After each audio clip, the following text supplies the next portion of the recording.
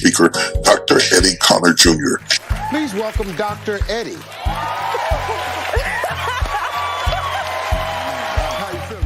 Eddie Connor has become a much in demand motivational speaker. Because when you speak to me, I can speak to the mountain and it got to move. Television, radio, college campuses, and with faith.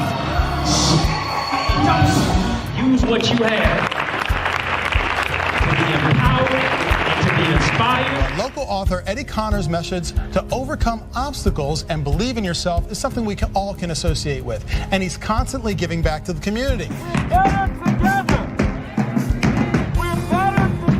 I am joined now by local Detroit author, Dr. EddieConnor Jr. The tragedy is to be gifted, but to never open the package. Once I'm broken, that's when my anointing is getting ready to come out.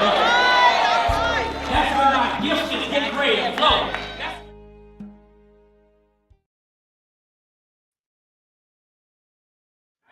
All right, I am back like I never left. What's up? What's up, family? It's yours truly, Dr. Eddie.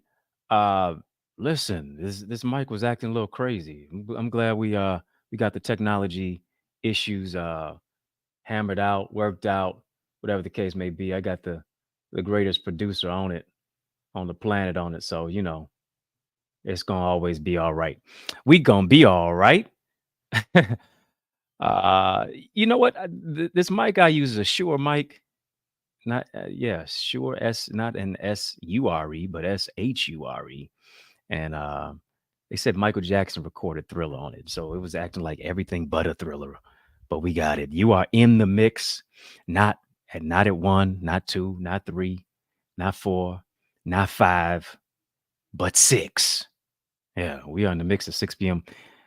right now, each and every single Monday, Tuesday, Wednesday, Thursday, Friday, Monday through Friday of each week. And I hope you are having a great day in a great way on this very special, monumental MLK Day. Family, whether you're on the digital airwaves of Facebook, Instagram, LinkedIn, TikTok, Twitter, and especially on YouTube, I welcome you to In the Mix at 6. I need you to do this. I need you to let me know where you're watching from. Yeah, all over the digital airwaves of Facebook, Instagram, LinkedIn, TikTok, Twitter, and of course, especially YouTube. Let me know where you're watching from. Drop your city in the location. Drop your city, your location in the comment section. Do that. I want to shout you out. Drop your city in the comment section. I want to shout you out. Let me know where you are watching from. Listen, I'm a little dressed up today. I know, for good reason. I'll get to it. But I see Detroit stand up. I see Germany. Germany is watching. Samira, Germany, 808, Detroit, Maurice from Chicago, Trench from ATL. Yeah, there it is. Let me know what city you're watching from. Put it in the comment section. I want to hear from you. I want to see you. Kenya, Detroit. What up, though? Smitty, Long Beach, California. You know for sure, without a shadow of a doubt, that my hometown is Motown. As we say in Detroit, what up, though? I can't help but to ask, how about them Lions? How about those Lions? Yeah, I can't help but to ask, how about those Lions? Yeah. The roar has been restored, hasn't it been? City was all the way up last night, beating the LA Rams, former quarterback, Lions quarterback, that is, Matthew Stafford, despite a wind chill advisory. Listen, by kickoff time, it was 5 degrees in Detroit. Do you hear me? It was 5 degrees. It's 11 degrees right now. And you can't stand outside without gloves for more than probably 20 seconds. 5 degrees last night in Detroit. I mean, it felt like the Windy City in Detroit. I know the Lions play in a dome, but you still got to leave your home to go to the game in those frigid temperatures. Not me. Mm-mm. I was in the comfort of my home. I ain't got to go out there unless I have to. Anyway, Cassandra, Colorado. There it is. I don't know. I can't talk about your Denver Broncos. Matter of fact, they're not in the playoffs, but Anyway, the Lions got their first playoff win since 1992, my friends. Since 1992. Long overdue, but it couldn't come at a better time. For the better part of 3 decades, this franchise has been moribund and embarrassing at best. I'm just saying. Putting the likes of the greatest running back of all time, Barry Sanders, and one of the greatest wide receivers in Megatron, aka Calvin Johnson, into early retirement due to its futility. I got to tell you. Listen, for years it felt like a black cat was running around that franchise. Straight up. Felt like it was a curse on the Lions, like a black cat was running around that franchise. I mean, going 0-16 in 2018. No, I'm sorry. 0-16 in 2008. You remember that? Still not as bad as these Pistons, who lost 28 games in a row. 28. It hurts, but I digress. Listen, it was so bad in 2008 when the Lions went 0-16 that fans were showing up to the game. I don't even know how they still continue to come to the games. But they showed up to the games wearing paper bags over their faces. Yeah, to the Lions games. No highlights, only lowlights. And I'm telling you, in this city, folks are starving for a winner. Let me take it further. We're starving for a championship. Last time the Lions were champions? Last time the Lions were champions was 1957. Super Bowl hadn't even started yet. They didn't even have the term the Super Bowl then. I don't think the Super Bowl started until 1967, 1968, something like that. But it predates the Super Bowl era. Before last night, we had only won one playoff game since 1957. And last night makes 2 playoff wins since 1957. Here's the silver lining of it all. Yeah, I know it may have taken you years to win, but this is still your year to win. You got to be bold as a lion. If you're bold as a lion, your roar is going to be restored. This is your winning season. And here it is. Since it's your winning season, you're going to expect to hear congratulations. Beyond team spirit, somebody needs to get that in their spirit. May have taken you years to win, but this is your year to win. Come on. If you know you're a winner, if you're expecting wins this season, this year, this month, this week, type win in the comment section. Type win. All I do is win, win, win. No matter what. Type win in the chat. All my winners, type win. Facebook, Instagram, Twitter, TikTok, LinkedIn, YouTube. We don't stop. I need you to share if you care. Share this with somebody. Share this with somebody. I feel it. Since we're talking about get this in your spirit. All right, beyond team spirit, I need you to get this in your spirit. Since we're talking about get this in your spirit, listen, I feel a little unction in my spirit. I feel a little unction in my spirit to do a quick poll. And I just want you to simply comment below with a yes or no. Don't put yes yet. Don't put no yet. I ain't even asked the question. I ain't even asked the question yet. Here's my quick question to you. I want you to reply with a yes or no for my quick poll. Goes a little something like this. Are the Detroit Lions going to the Usher concert in Vegas this year? Somebody's saying, Usher concert in Vegas? What? Well, don't act like you don't know what I'm talking about. Super Bowl. Are the Detroit Lions? Yes, Usher's going to be performing at the Super Bowl halftime show. I know the ladies are excited about that. But anyway, are the Detroit Lions going to the Super Bowl, which we played on Sunday, February 11th, in Las Vegas. It's simple. Win or you're in. What do you think, folks? Is it yes? Is it no? Come on. Let me take the poll. Let me see what's up. Yes or no? I'm seeing a lot more yeses than no's. I don't even think I've seen a no yet. Yeah. I don't know.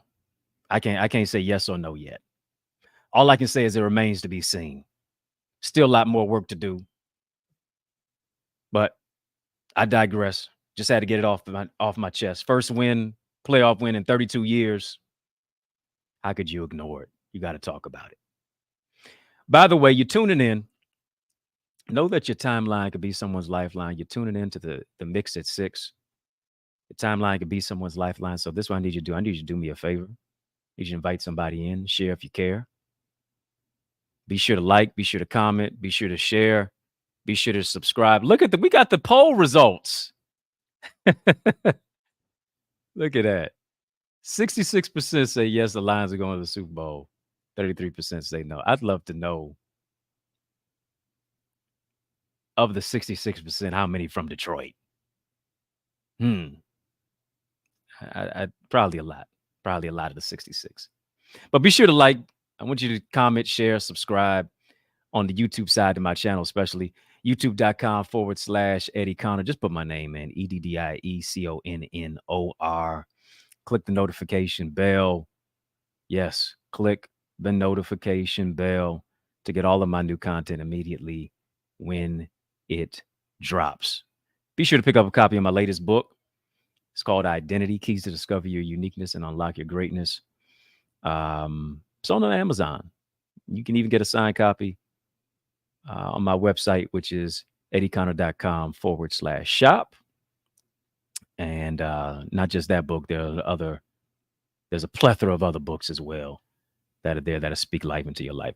I also want you to do this. I want you to become a member of my Eagles Academy simply by registering at theeaglesacademy.com to be empowered to soar into success and purposes. The Eagles Academy is where I teach, is where I train, is where I coach, is where I mentor. I'm just showing you how to increase your ideas, your impact, and your influence. So it is going to be a transformative community where you've got a collection of other leaders, individuals, cultivators, creators, movers, and shakers who understand that it's about collaboration over competition. So I want you to be in the mix with that while we are in the Mix at 6. And of course, this is where I give you strategies, resources, solutions to soar in 2024. Ladies and gentlemen, I'm coming in hot on a very, very chilly day, if I must say. Coming in hot after being the keynote speaker today. Very, very honored to be the keynote speaker today at the Charter Township of Royal Oak's 34th annual MLK Day celebration. So I had to do more than throw on some jeans, gym shoes, and some sweats. Right? I had to put on some slacks. Had to be G'd up from the feet up, so you say. So, of course, if you'd like me to come and speak at your upcoming event, reach out to me. Don't hesitate. Let me know. There should be information even on your screen. There it is. To go about how to do that, to bring me in to speak for your event. I was invited to speak by my former principal. And shout out to Mr. Herb Ivory. He's a man of tremendous principles, a father, a leader, a husband, a scholar. He has been my mentor and a father figure for decades on end for me. If it wasn't for Mr. Ivory, and I told him today, I told everybody over the microphone, if it wasn't for him, I wouldn't have graduated from high school. No doubt about it. He was instrumental in my life, particularly post my parents' divorce. Very instrumental in my life during my high school years, especially during the time where I was fighting to live through dying places and overcome cancer.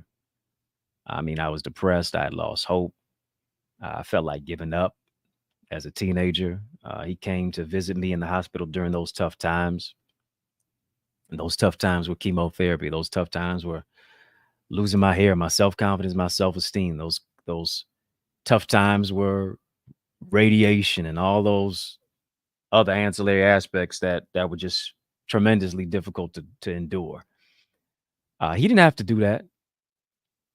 I was just a kid attending high school. He didn't have to show up outside of high school, outside of the school hours, for me to come and see about me. It's not his job. It wasn't his duty. But I'm grateful that he did. And you see, good people, these defining moments in your life is where you have to take time to thank God, definitely, but also to thank the people that he sent into your life, like my former principal, Mr. Herb Ivory, for being there for me when people had given up on me. And so, shouting him out again, shout out to Mr. Herb Ivory, for just him being a hero in my life, and not just to me, for being a hero in so many other young people's lives like myself, and then also in our community. So I appreciate him. Sincere salute. Shout out, Mr. Herb Ivory. For many of us, MLK Day is a day off from work.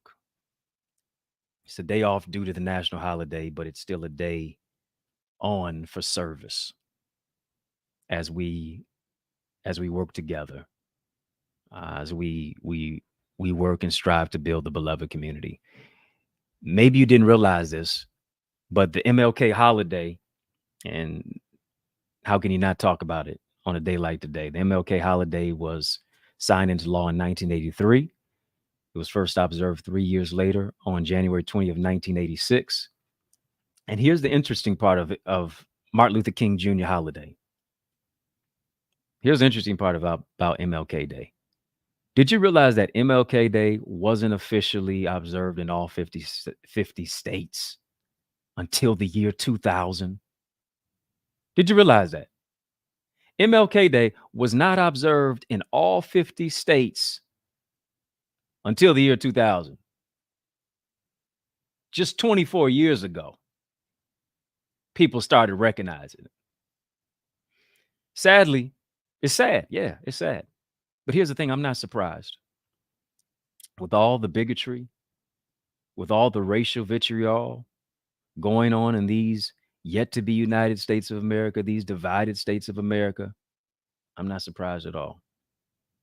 Now, I remember reading books about Dr. King. I remember studying his speeches. I remember even receiving an MLK Humanitarian Award in his honor in college when I was a student at Eastern Michigan University.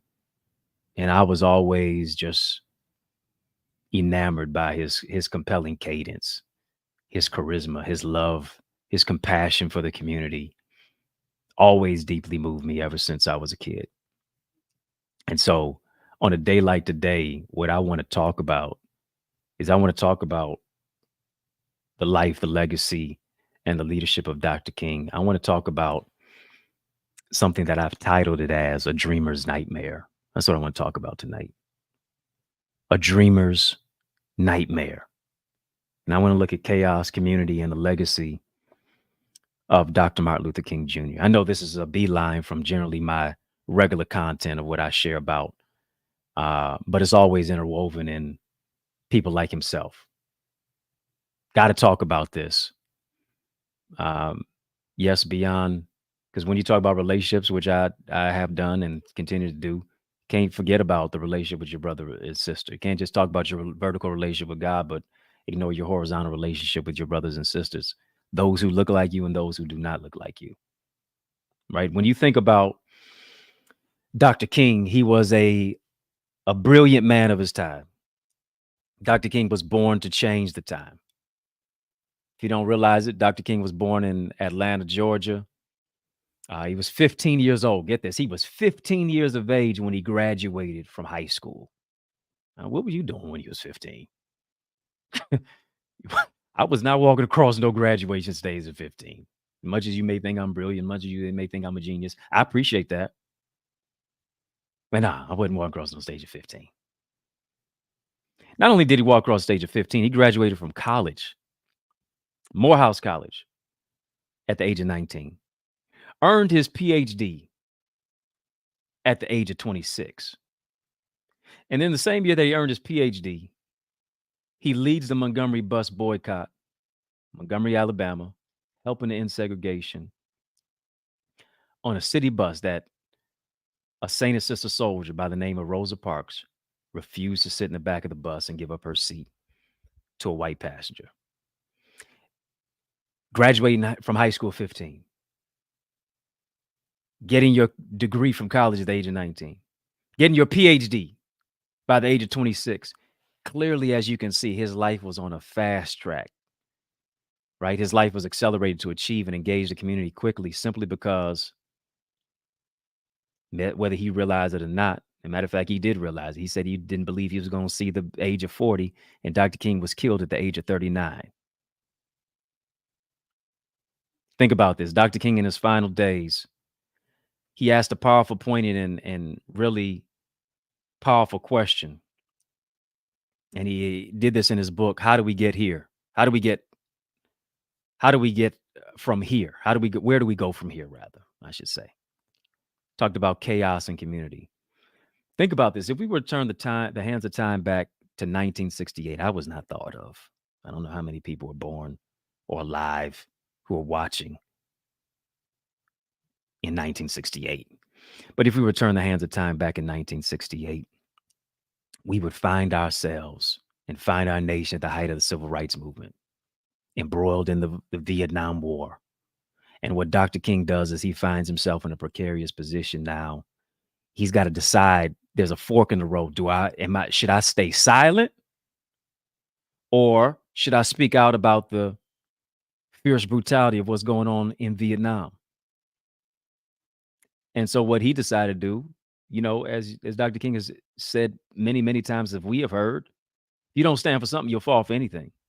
And what he decided to do, he decided to stand up for what he believed in. Simply because silence is violence.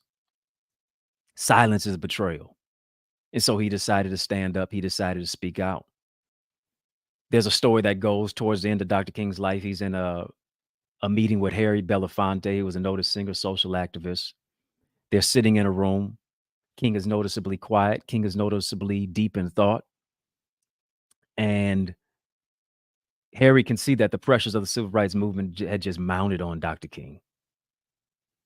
He, dealing with the intricacies of the FBI wiretapping him, being stabbed in his chest, being beaten to a bloody pulp, the marches, the people who are pulling on him, the issues of what is going on in the nation is weighing heavily on Dr. King. Did you realize this? When they did the autopsy on Dr. King, he died. He was killed at 39, but he had the heart of a 70-year-old.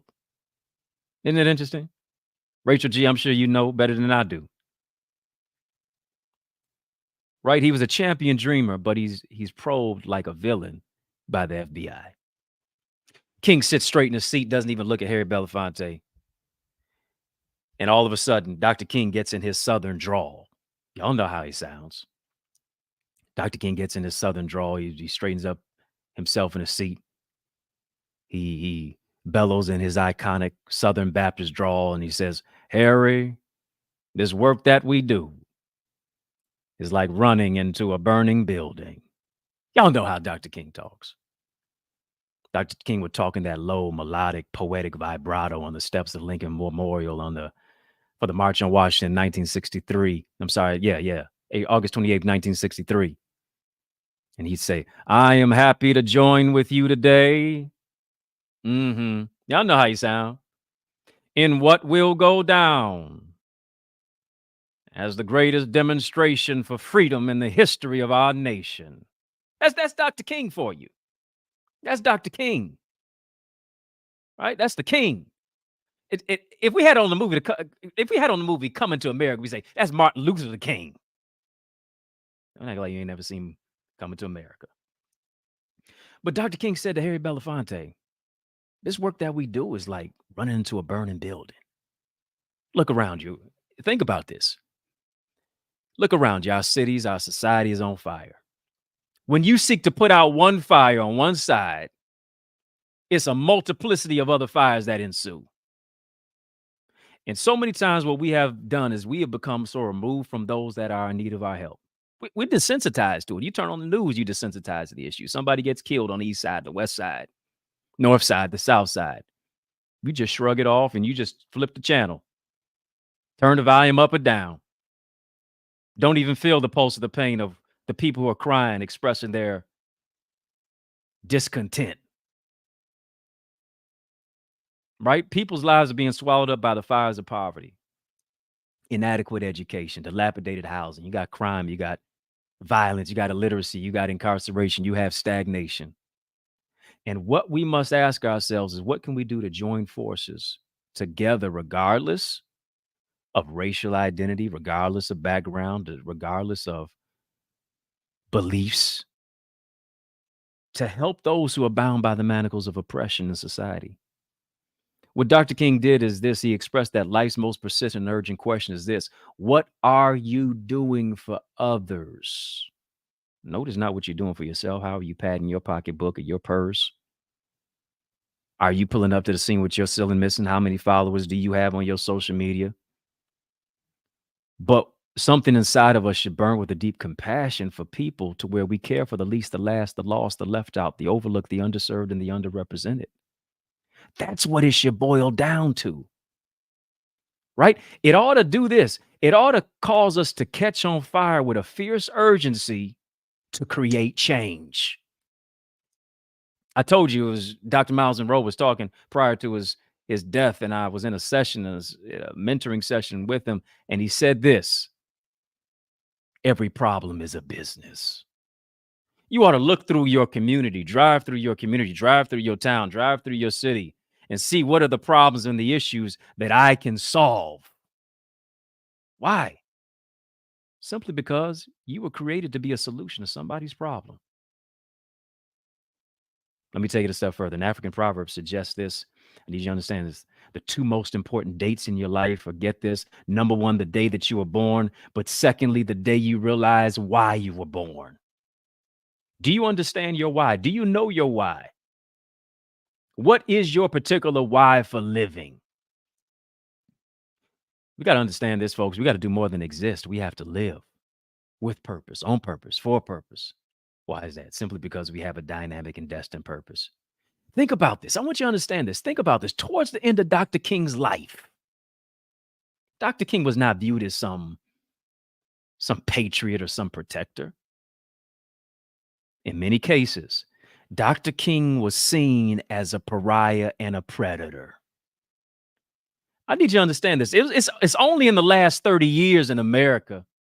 It's only in the last 30 years that America has decided to view a vilified Vietnam objector in Dr. King through rose-colored glasses, as a hero that hewed out of the mountain of despair a stone of hope. What was Dr. King's ultimate goal? Dr. King's ultimate goal was to craft and create a beloved community. What is the beloved community about? It's a nonviolent community where everybody comes together, ethnicities, backgrounds, all seated, as he said, at the table of brotherhood. Simply because, why is that? I want everybody at the table of brotherhood because Dr. King understood this, that if I'm not at the table, here it is, I'm on the menu. And too many people, because they don't have the money, because their change is strange, because their credit can't get it, because their dime don't have time, because their money is funny, because their nickel is fickle, because they don't have the clout and the acclaim and the fame, and G'd up from the feet up and pulling up to the scene with their ceiling missing, they're not at the table. So they're on the menu. Right? What does Scripture say? Enemy goeth about as a roaring lion, seeking whom he may devour. And too many of our people are being devoured. So it's about creating substantive change to run into the burning building. That's the beauty of a firefighter. A firefighter does not run away when there's a fire. Firefighter ain't trying to duck and run and hide and look for cover. A firefighter is trying to recover other people bring other people out of the fires and rescue and save lives. Listen, if you're just tuning in, I need you to tell a friend to tell a friend. I need you to text. I need you to tweet. I need you to tag. I need you to tell. I need you to share. Share, share, share, share, share. Like, comment, share, subscribe on the YouTube side, especially those of you who are watching Facebook, Instagram, Twitter, TikTok, LinkedIn. All of you, my friends, I need you to share. We're talking about a dreamer's nightmare, remembering, recalling the life, legacy, and leadership of the one and only, my hero, and so many others, Dr. King. Dr. King mentioned that poverty is the bride of crime. He said, whenever you see poverty, crime is associated. Whenever you see crime, poverty is very, very close and nearby. Why is that? Because we're always talking about the disease of violence. We're always talking about the disease of mass incarceration. But if you really look behind the mask, if you really peer behind it, if you really take off the layers of violence and crime and mass incarceration, I guarantee you there are some symptoms. The symptoms are poverty. The symptoms are a lack of education. The symptoms are dilapidation of communities. The symptoms are unseemly blight. It's gentrification. It's redlining. These are the symptoms that create the disease that brings dis-ease to what it is that we see. And here's the question now. When we're living in this high technology driven society, 2024, it seems as if 1968, when Dr. King was cut down and assassinated, was light years ago. Really wasn't that long ago. Dr. King would have been 95 years of age today. Today is his actual birthday. The question becomes, how do you convey the message of Dr. King to a technology-driven generation? We're in a digital divide. We're so inundated by technology. It's interwoven into our wired and our wireless world. First thing y'all grab, especially, I mean, you might be married. You don't even grab your spouse's hand first thing in the morning. You grabbing your phone. You ain't grabbing your Bible first thing in the morning. You grabbing your phone. You ain't even grabbing your toothbrush first. You grabbing your phone. Tell the truth, shame the devil. I ain't like it. It's tight, but it's right. Right? Although we are connected more than ever before, we are more disconnected than ever before. We got the social media advent has engendered a generation of people who are socially inept. Social media has made people socially inept. What do I mean by that? People can talk, but they won't text. People can text, but they won't talk. They know code, but can't formulate a conversation. The only technology that many of our young people have in school is not a computer lab. It's a metal detector. Too many of our schools are becoming a haven for prison culture. We got this preschool to prison pipeline indoctrination, building prisons based on second and third grade reading scores. And what you ought to say, especially to my parents out there watching, you ought to say, listen, not my son, not my daughter. My son, my daughter ain't going to jail. They're going to Cornell and Yale. They're not going to prison. They're going to Princeton.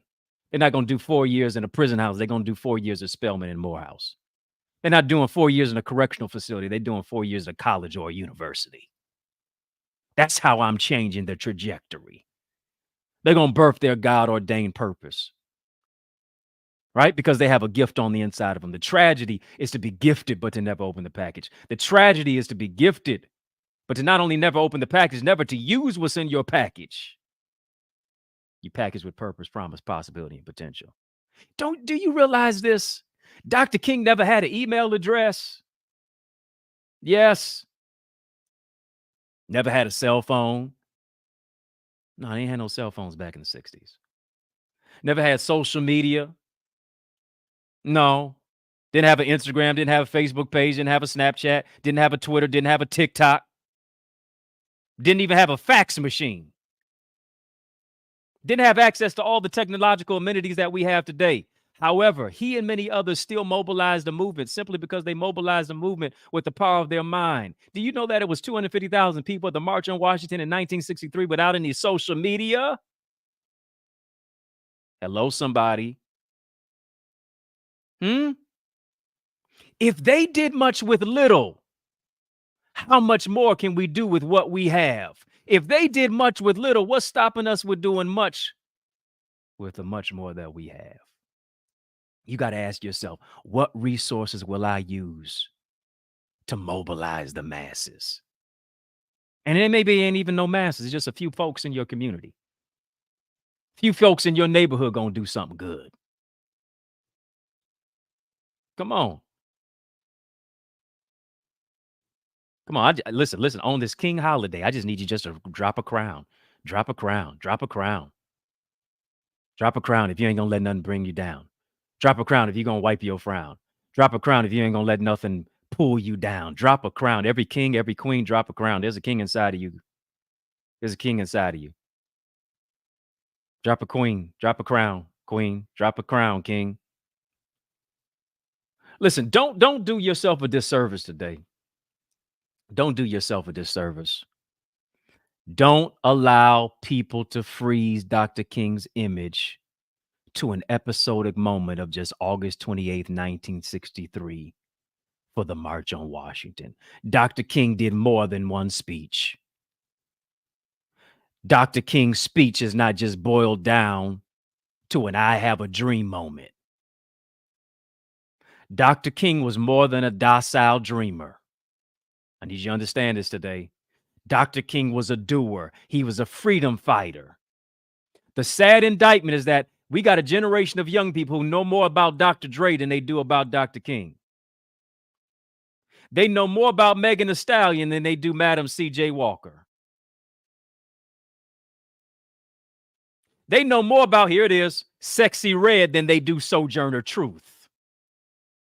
Oh, y'all don't want the truth. Y'all don't want the truth. Dr. King was more than a docile dreamer. He was a doer. Dr. King was a freedom fighter. Dr. King was a trumpet of truth. Dr. King was a drum major for justice. So what did he do? He challenged our nation. He challenged the world in a greater context. Why? He said this: if we fail to live together as brothers, we're going to perish together as fools. What does he mean? Either we're going to hang together or we're going to hang separately. Either way, we're going to hang.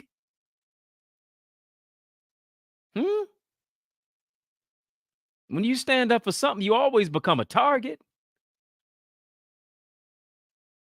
Think about this. As America takes this time to look through the lens of the life and the legacy of Dr. Martin Luther King Jr., generally through rose-colored glasses, this is what we do. We fail to remember that towards the end of Dr. King's life, he was not seen as a saint. In many cases, he was public enemy number one. Dr. King was seen as a pariah in the eyes of America. Dr. King was exiled and reviled by the same leaders who propped him up. Yeah, they propped him up as a recipient of the Nobel Peace Prize in 1964. The man received the Nobel Peace Prize at 35 years of age. Come on, the youngest to ever receive it. And I believe the first black man to ever do it. Gave an iconic I Have a Dream speech, of course, August 28th, 1963, on the steps of the Lincoln Memorial, which is a distant memory. Prior to that, organized the Montgomery bus boycott in 1955. Dr. King's decision to speak out against the tyranny of the Vietnam War, and he did it on April the 4th, 1967, ironically, 1 year to the day of his assassination on April the 4th, 1968. The day he speaks out of April 4th, 1967, he was a marked man speaking out against the Vietnam War. Why? Because he spoke about the triple evils of society, which is racism, which is militarism, and of course, materialism. We all know about materialism more than ever before. But he also sought to redistribute the wealth in the Black community through group economics. Go and listen to his speech, I've Been to the Mountaintop. He talked about redistributing our wealth and divesting from organizations and corporations that don't have our best interests at heart. Dr. King found himself in Memphis, Tennessee, April 2nd, April 3rd, 1968. He's marching with sanitation workers. They're marching because they want higher wages. And so Dr. King was cut down, shot, killed, assassinated by an assassin's bullet, April the 4th, 1968. A man of love was killed by hate. A man of peace was victimized on the balcony of the Lorraine Motel, 1968 of April the 4th. You got to understand this. Dr. King was assassinated to where his popularity was at its lowest place, and the threats on his life were at its highest. Dr. King's name was ran through the streets. And what do we do now? We name the streets after him. Hear me today. Dr. King, I need you to understand this. Dr. King was not killed because he had a dream. Dr. King was killed because he spoke about the nightmare in these yet to be United States of America.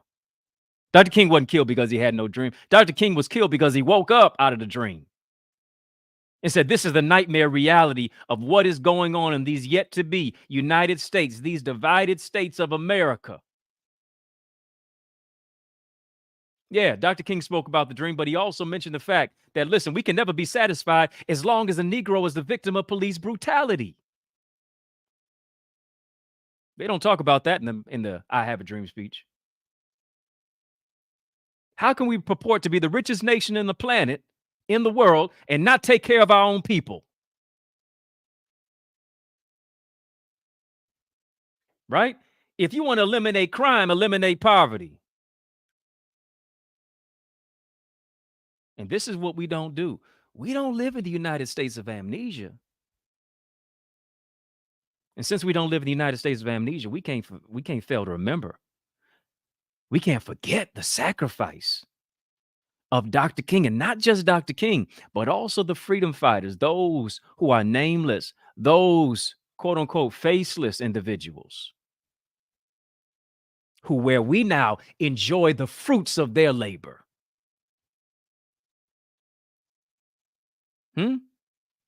Don't get it twisted. We still got more work to do. We still have more races to run. We still have more barriers to cross. We still have more walls to break down. But here's the thing. It can only be done if we do it together. Why? Simply because we're better together. And on this MLK Day, there was no greater person who was the moral conscience of America than Dr. King. What did he do? He challenged our nation in a greater context to understand that the true measure of a man is not where you stand in moments of convenience, but where you stand at times of crisis, challenge, and controversy. The solution is not through isolation, but it is through the fact that we have to come together despite race, creed, or color. And one thing that we have to understand about racism, you can't litigate racism. Don't matter how many laws you put up. You can't legislate somebody's heart. Racism will always be with us. But there are some brothers and sisters who say, listen, our white brothers and sisters who may say, listen, I'm not racist at all. You may say I'm not racist, but do you benefit from the tactics of racism? You may say I'm not racist, but are you anti-racist? Anti-racist says, listen, I'm going to advocate for those who don't look like me. More than speaking up, I'm going to get into the boardrooms. Yeah, beyond just diversity, equity, and inclusion, we need ownership. It's good to have DI. But what are we doing to create levels of leadership and ladders of leadership for those who don't look like us? Right? Racial understanding is not by osmosis. It's not something that you just stumble upon and find. But it is an act of togetherness. MLK, Dr. King said this. He said this: Black people hold the key to the double lock of peaceful change, but the other key is in the hands of our white brothers and sisters. The other key is in the hands of the white community. We continue to lock ourselves out of opportunity through disunity. But what it is reconciliation unlocks the door to freedom when we're concerned about the least, the last, the lost, the left out, the overlooked, the underserved, and the underrepresented. That's why Dr. King can say, listen, I've been to the mountaintop. The reason he can say I've been to the mountaintop because he understood that he stood on the shoulders of giants. He stood on the shoulders of giants such as a Thomas Paine, whose radical vision to begin the world over again. He could jubilantly talk about and juxtapose James Baldwin and his urgent call to realize ourselves with the variety of the American family. He had the poetic prose of a Langston Hughes through the Renaissance. Hope to swear this oath that America will be what it says it will be. He ascribed to June Jordan's conviction that we are the ones that we've been looking for. Right? And since we are the ones, here's the question. Where do we go from here?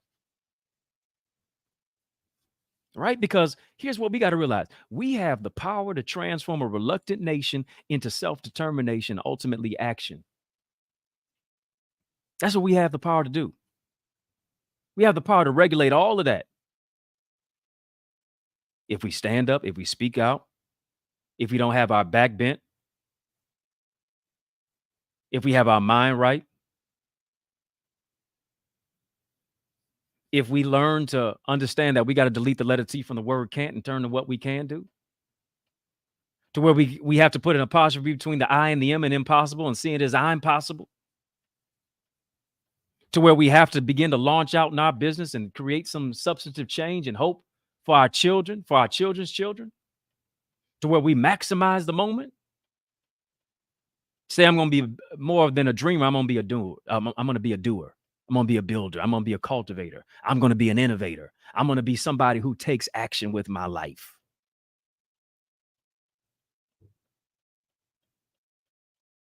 Come on, where are my dreamers at? Where are my dreamers at? Just type dreamer, type dreamer, type dreamer, type dreamer. As I'm talking, type dreamer. I got to loosen up the tie. I got to loosen up the tie. Type dreamer. As you're watching, make sure that you like, make sure that you comment, make sure that you share, make sure that you subscribe, especially on the YouTube side. Subscribe on the YouTube side.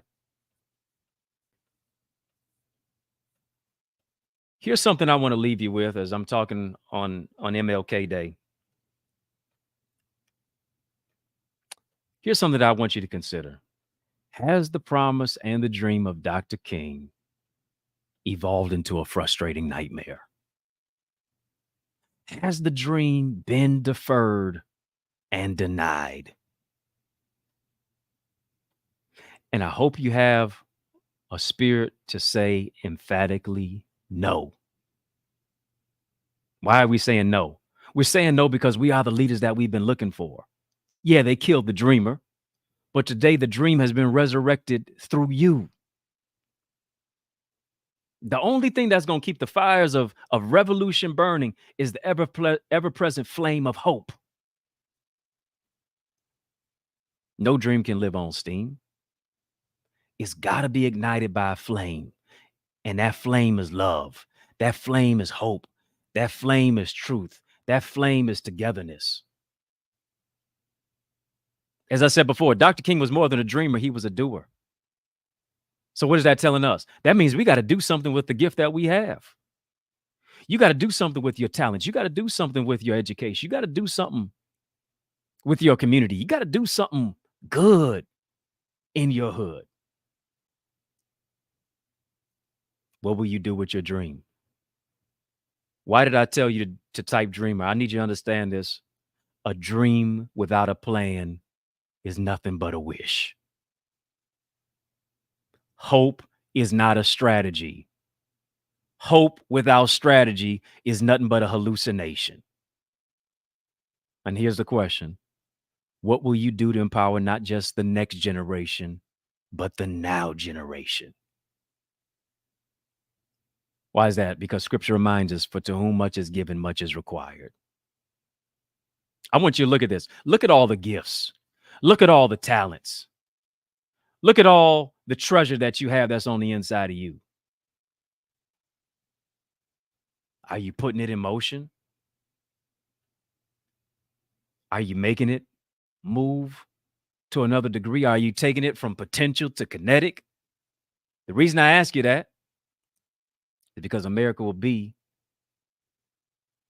what you desire for it to be. Your city, your country, your community will be based upon the effort that you put forth to make it to be. Somewhere I read that we hold these truths to be self-evident, that all men are created equal. Somewhere I read that God's children, somewhere I read that truth forever on the scaffold, wrong forever on the throne, but the scaffold sways the future and behind the dim unknown. Somewhere I read that the arc of the moral universe is long, but it bends towards justice.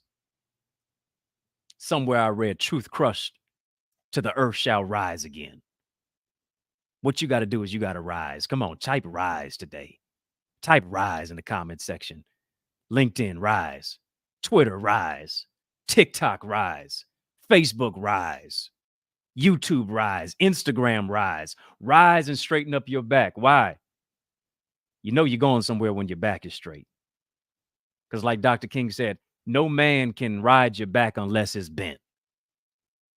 You got to have your brother's back. You got to lift your sister. You got to educate your brother. You got to encourage your sister. You are your brother's keeper. You are your sister's protector.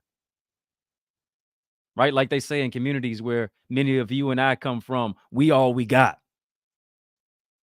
We can't talk about peace, but not put in the work to do what it takes to create that peace that we desire. Think about it. What is it to drive a fancy car, but you ain't got no drive or sense of direction? What is it to wear a Rolex watch, but you don't know what time it is? What is it to wear designer glasses, but you have no vision?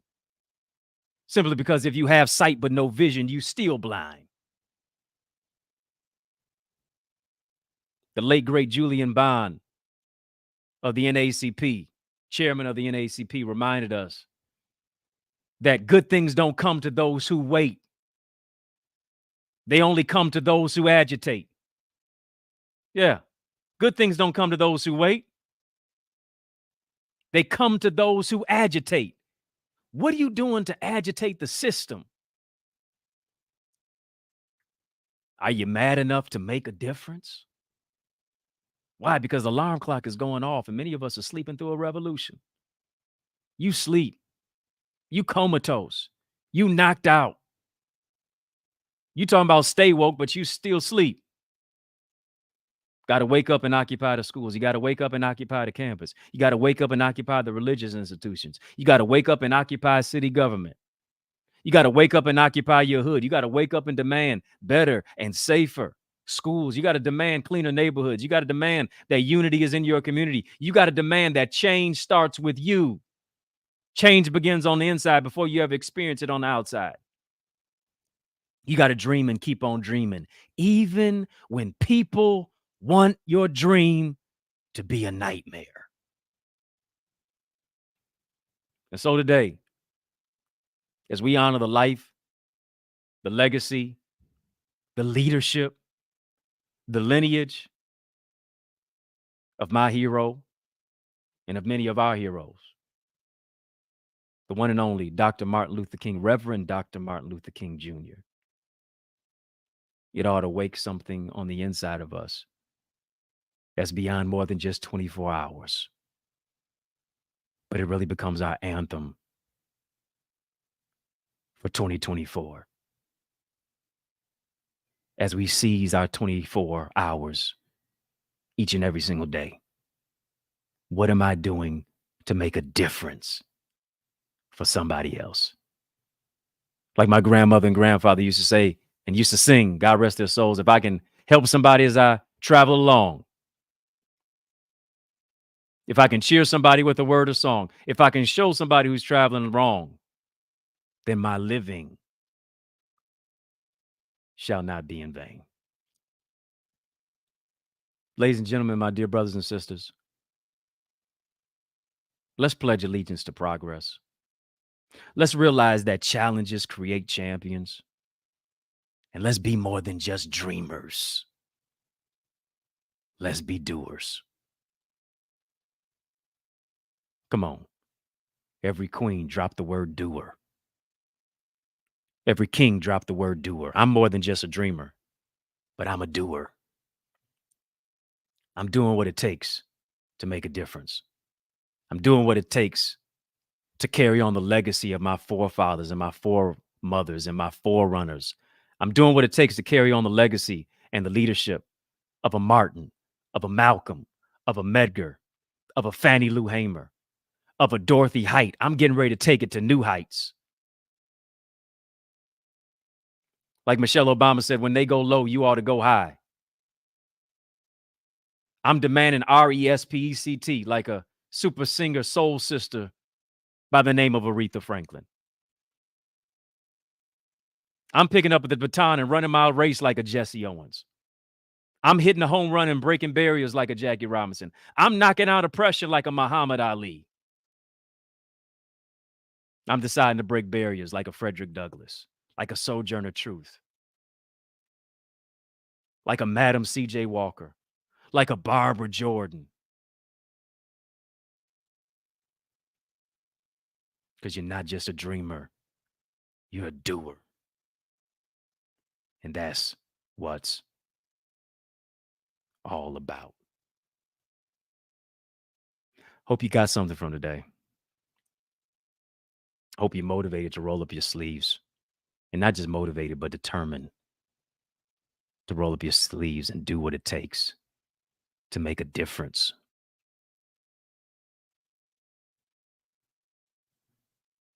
It's what Ben Jealous of the NAACP former president said.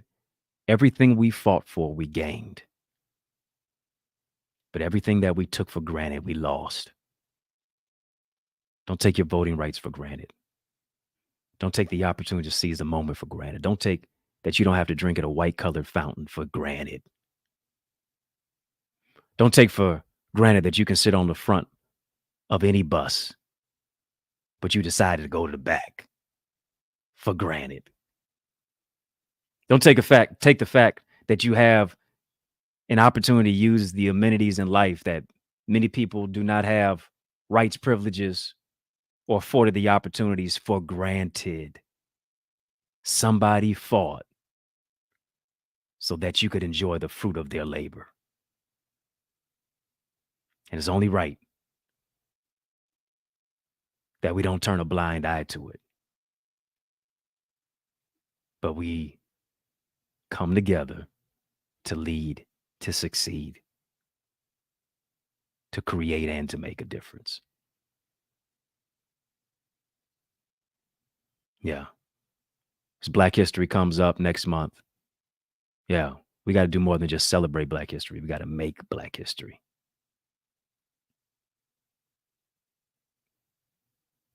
That's where it is. That's what we have to do. That's what it takes to unveil the king inside of you. Be sure,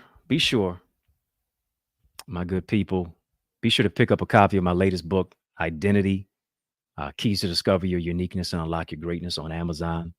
You can get a signed copy as well on my website, EddieConnor.com.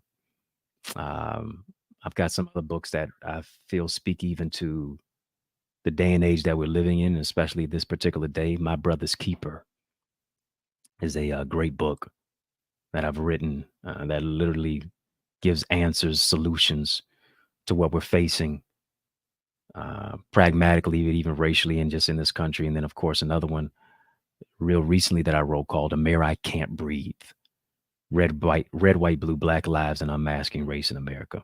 Listen, I also want you to become a member of my Eagles Academy by registering right now at theeaglesacademy.com.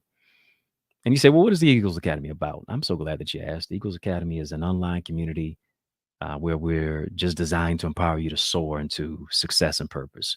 This is where I teach, I coach, I train, I mentor you by showing you how to increase your ideas, your impact, and your influence. This is what you get based upon your membership. This is what you get access to. We have weekly virtual masterclasses and Q&A sessions. Our community is a thriving, supportive community of gifted leaders. We got accountability partners to network with, share ideas, business strategies, and solutions. You're going to develop innovative skills, solutions to transform your life and experience the growth that you desire.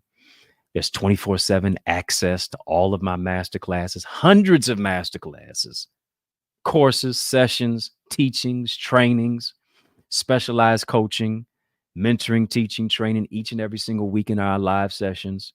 You got access to our exclusive Facebook empowerment community that just keeps you inspired, motivated, and determined each and every single day, and much, much more. Go right now, be a part, become a member of the Eagles Academy right now at theeaglesacademy.com. You see that right there on your screen. I want you to check out my e-store. Yeah, Eddie's e-store. I know E stands for electronic, but E stands for Eddie. Check out my e-store, all right? Got a number of solutions, got a number of strategies, got a number of resources to grow your greatness. My goal in 2024 is simple: to help you achieve yours.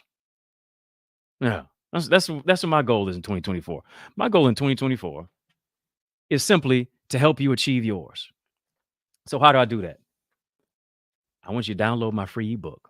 It's called More in 2024, and it literally shows you how to become more and make this your best year yet.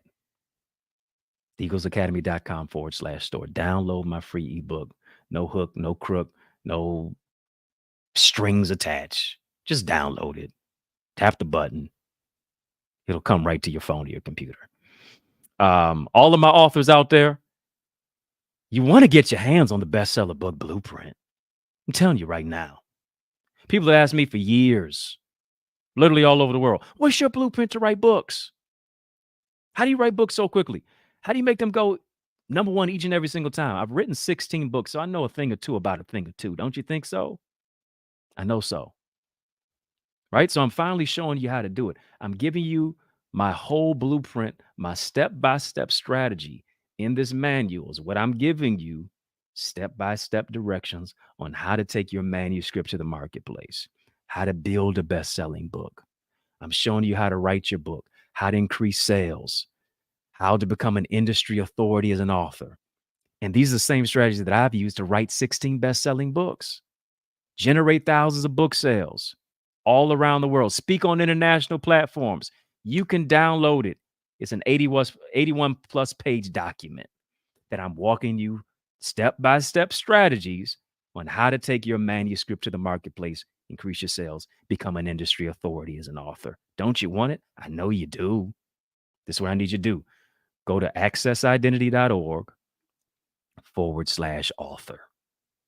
Speaking of speaking, I talked about speaking on international platforms. If you really want to master the art of communication, and there is an art of communication, here's the question. What picture are you painting when you're speaking? If you consider yourself to be a speaker, if you desire to be one, you need to do yourself a favor. Download my Successful Speaker Strategies digital training, where I'm teaching you how to master your message at the microphone. Right? To speak in front of an audience, yes, is difficult, but it doesn't have to be. They say speaking is the number one fear in the world. How many of y'all heard that? I know you have. Speaking is the number one fear in the world, and I don't even really know if it's the number one fear in the world. Maybe that we just said it so much to where people have adopted that it is their number one fear. But they say it's the number one fear in the world, beyond reptiles. Lord knows I don't like reptiles. Beyond bungee jumping, beyond skydiving, beyond flying in a plane. But it doesn't have to be. And so I've got a 4.5-hour digital speaker training course, video training. I'm showing you how to face the fear factor. I'm showing you how to communicate confidently. I'm showing you how to develop your signature story, what it takes to empower the world with your words, what it takes to wow your audience. And here's the thing, be invited back. Too many times we just speak and say, all right, I did the good speech. But do they want to invite you back? Showing you how to master that. right? And not just be invited back, but be paid to speak. Wouldn't we like that? That's the cherry on top, ain't it? Mm-hmm. Right. So what I'm doing is I'm giving you the strategies that I incorporated on international stages, churches, colleges, schools, conferences, media platforms, whether I've been on CBS and BET and NBC and TED Talk stage. If you haven't seen my TED Talk, you want to see the TED Talk. Just dropped. Right. So I'm showing you how to sharpen your skill as a speaker. Go right now, accessidentity.org/speaker. Here's what I'm going to do, because many of you all have stuck and stayed with me. And this is what I'm going to do. I'm going to bless some of y'all on MLK Day. I know there's a king inside of you, brother. I know there's a queen inside of you, sister. This is what I'm going to do. The next 5 of you who register for my Eagles Academy, the next 5 people who download my bestseller book blueprint, the next 5 of you who download my successful speaker strategies will get this. I wish I had a drum roll, but I'm gonna just do an air one. You create the beat in your mind. Again, the next 5 of you who go and download my bestseller book blueprint, next 5 of you who go and download my successful speaker strategies, next 5 of you who go and register for my Eagles Academy. Thank you for the drum roll. What was said in Kenya. Thank you so much. The next 5 of you who go and do that now and put in the word SOAR as the coupon code at checkout, this is what I'm going to do. I'm going to give you 40% off of all of the products, all of the services, all of what I provide. You got to go now, though. The next 5, only 5. I got 5 on it. Next 5 of you who go right now, you got to do it. On your mark, get set, go. The next 5 that go right now. Not now, but right now. Yeah, you got to go to theeaglesacademy.com/store. Thank you. Thank you for putting that up there. Theeaglesacademy.com/store. Yep, all of it is there. Become a member. Get the bestseller book blueprint. Download the successful speaker strategies. The next 5 of you, go now. At checkout, put in the word SOAR, SOAR. I ain't talking about you being sore from your workout. I'm talking about you taking flight. I'm trying to grow your greatness with strategy, structure, and solutions to take you to another level. Next 5 of you who put in the word SOAR at checkout will get 40% off. Yeah. There it is. Listen, I want to leave you with this story.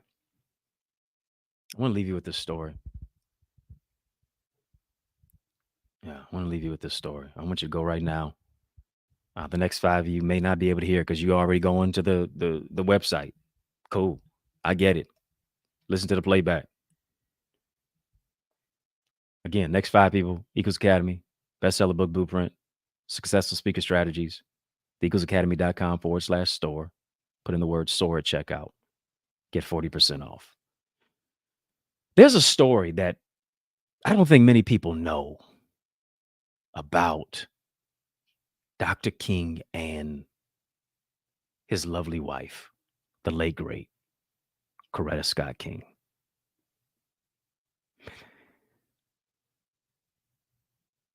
Coretta tells a story.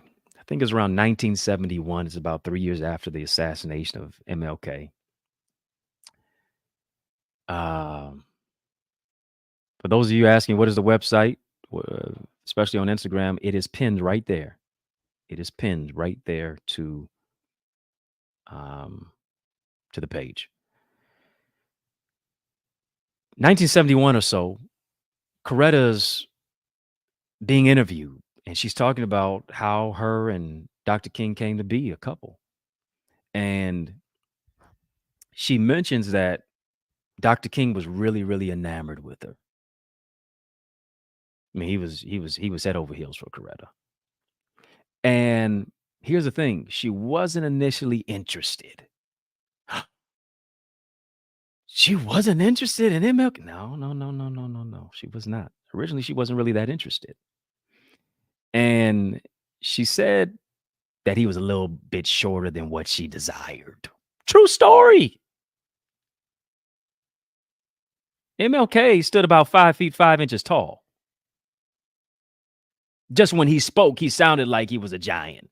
He sounded like he was as tall as Victor Wembanyama of the San Antonio Spurs, who's about 7'4", 7'5".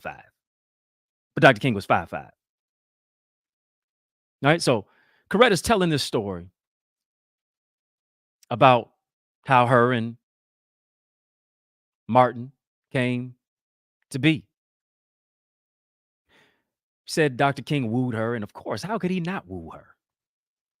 How could he not woo her? Right? Dr. King, whenever that man spoke, I mean, it sounded like poetry was flowing off of his lips. Right? I mean, to every village and every hamlet, to every state and every city. I mean, that man, come on. He wooed her right into an engagement. And of course, they got married. And a little bit after they had gotten married, a little bit after they got married, Coretta says that Dr. King was driving in the car. She's in the passenger seat. And he leans over to her, and he says, Coretta, you're the wife I always wanted. And so she's, I'm trying to think. I guess that's a compliment. She's clutching her pearls. I'm the wife you always wanted. Okay, cool. She looks over at him and says, well, what kind of wife is that? Somebody said, I can't find the blueprint on the website. Also, the book link isn't working for me. Yes. Go theeaglesacademy.com. He said, never mind. I found the blueprint before I get it out. There we go. They said it's yellow and green for anyone looking for it. Yes, it is. It is. The book bestseller book blueprint is right there. That is a tongue twister. I know. Say it about 5 times, but the next 5 people, like I said, will go get it. Use the word sword. Check out. We'll get it. So back to the story. Dr. King's driving. Looks over at her. Says, you're the wife I always wanted. Coretta's clutching her pearls. Well, what kind of wife is that? MLK says this, and I love this story. He said, you're the wife I always wanted simply because you possess personality. Matter of fact, I'm saying it the wrong way. He says you possess character, intelligence, and I'll stop right there for those 2, and I'll give you the other 2 real shortly. But he said, first, you possess character and intelligence. Character is not just who you are in the light. Character is who you are without a nightlight. Intelligence was the fact that Coretta had a beautiful mind. They were able to talk about more than just entertainment and athletics and what everybody else was doing. They were able to have some really cutting edge, critical, deep conversations. And I know character and intelligence must have been the first 2 that MLK said, because that is a quote by MLK. Character plus intelligence, that is the true goal of education. And we know Dr. King was a very educated man and really specialized in the whole aspect of pursuing education. So he said, 2 of the main things right now, Coretta said, your character and your intelligence. Then he said this, personality. Right? Coretta's personality was a fragrance and not an odor. What you think about that? You ain't even got to be a woman to think about what's your personality like. Man, woman, boy, girl, what's your personality like? Is your personality a fragrance or is it an odor? Is it a perfume or a cologne when people come around? Or is it something foul smelling and people run the other direction? So it's character, it's intelligence, it's personality. And then lastly, what MLK said, beauty. Isn't that interesting? He didn't put beauty before character. He didn't put beauty before intelligence. He didn't put beauty before personality. It was her character. It was her intelligence. Then it was her beauty. I will go ahead and challenge the fact that it was Coretta's character, it was her intelligence, and it was her personality that made her beautiful. Mm. Mm-hmm. And I know what we do. We put somebody being handsome, number one. We put somebody being beautiful, number one. We're always attracted by what we see. But just because you're attracted by what you see doesn't mean you will remain to be. I'm talking better than y'all typing back to me. Just because you're attracted to what you see does not mean you will remain to be with that individual. But I thought it was amazing. What made Coretta a beautiful companion for MLK was her character, as her intelligence, her personality, and her beauty. But it was her character, intelligence, and her personality, which is what made her beautiful anyway. Yeah. Dr. King was all about Coretta before Jonathan Majors was. I want you to think about that. That's for another topic for another day in another mix at 6. But I appreciate you. I know I'm out of time, but you know I ain't out of truth. I appreciate you for tuning in as we celebrate the life, the legacy, and the leadership of not only my hero, I'm sure many of you alls as well, the one and only Reverend Dr. Martin Luther King Jr. Listen, I'm yours truly, Dr. Eddie. I just want to say thank you. Thank you for the love. Thank you for the support.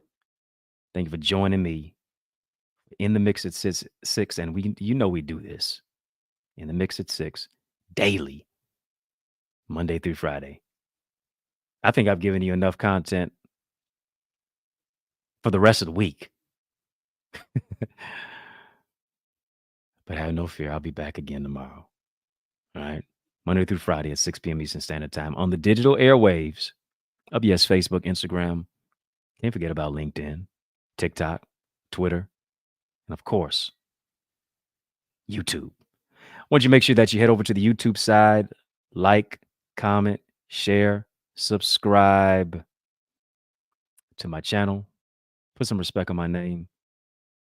Follow me on Facebook, Instagram, Twitter, TikTok at EddieConnorJr, EddieConnor. Hit the notification bell, especially on YouTube. You'll be notified immediately of all my content when it drops. All right. Peace and love, y'all. I will see you tomorrow. Let's spread our wings and let's win over and over again.